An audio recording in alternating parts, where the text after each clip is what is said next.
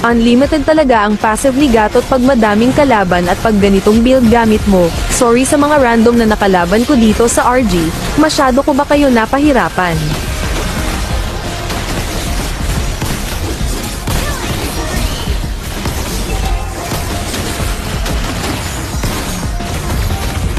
Hintayin nyo, may take 2 pa yan, sugodin ko ulit sila para hindi kayo maboring. Hindi ko na hinintay kakampi ko kasi mas nag-e-enjoy at challenge ako lumaban mag-isa.